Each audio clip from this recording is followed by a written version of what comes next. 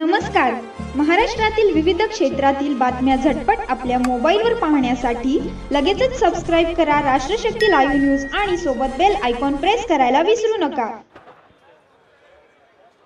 या सभेला आणि कार्यक्रमाला उपस्थित असलेले महाराष्ट्राचे विरोधी पक्ष नेते दानवेजी, व्यासपीठावर आलेले असलेले वरपुडकर, खासदारीचे उमेदवार बंडू जाधव, भांबळेजी, सीतारामजी घनदाट आणि उन्हातापात या मोदीच्या झोटिंगशाहींचा मुर्दा पाडण्यासाठी जमा झालेल्या माझ्या शेतकरी बंधूंनो आणि बांधवांनो,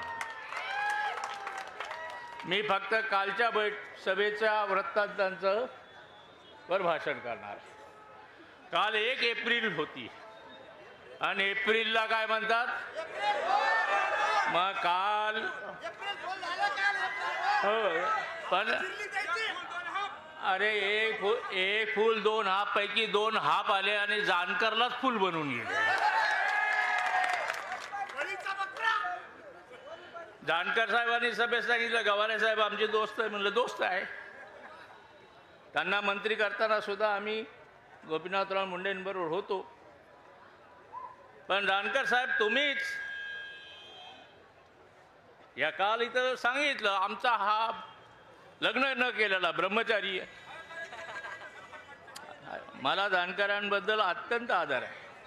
पण जानकर साहेब तुम्ही रस्ता चुकलाय.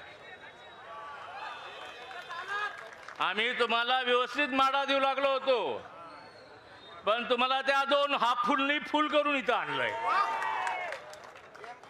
परभणीमध्ये आणून तुमचा गेम केलेला आहे.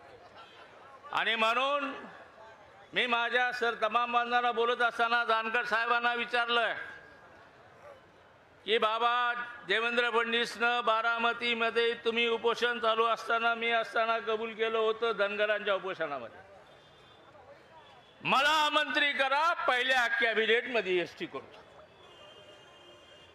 माझं सरकार द्या, पहिल्या कॅबिनेटमध्ये. महाराष्ट्र सरकारने आतापर्यंत धनगरांना एसटी मध्ये टाकण्याचा ठराव पास केलेला नाही. मग देवेंद्र फडणवीसने केलं काय? धनगरांना तर एसटीचं प्रवर्तन दिलं नाही, पण धनगर समाज एसटीचं मागतायत. म्हणून भारतीय जनता पक्षाच्या भारती पवार मंत्री आदिवासी, भारतीय जनता पक्षाच्या नंदुरबारच्या खासदार हिना गावित, अजितदादा पवारचे उपसभापती जिरवळ, हे सर्व आदिवासींचं शिष्टमंडळ होऊन गेलं. काही झालं तर धनगरांना एसटी मध्ये होऊ देणार नाही, हा सांगणारा देवेंद्र फडणवीस होता. आणि जानकर साहेब तुम्ही त्याचा निषेध केला आणि आज त्यांच्याच व्यासपीठावर जाऊन बसले. तुमचं तर असं झालंय, गाढवही गेलं आणि ब्रह्मचर्यही गेले.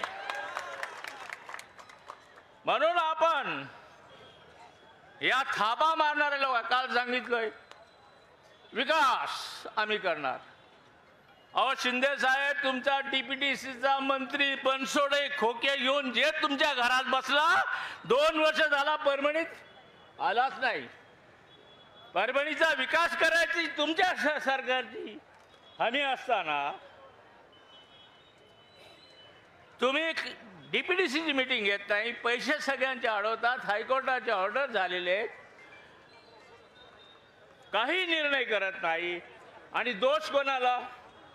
विरोधी पक्षाच्या बंडू जाधवला. बंडू जाधव राग कशाचा? वरपुडकरांवर राग कशाचा? भांबळेबरोबर राग कशाचा? ही परभणी आहे, ही निष्ठावंताची आणि निष्ठावंतांच्या बरोबर आहे.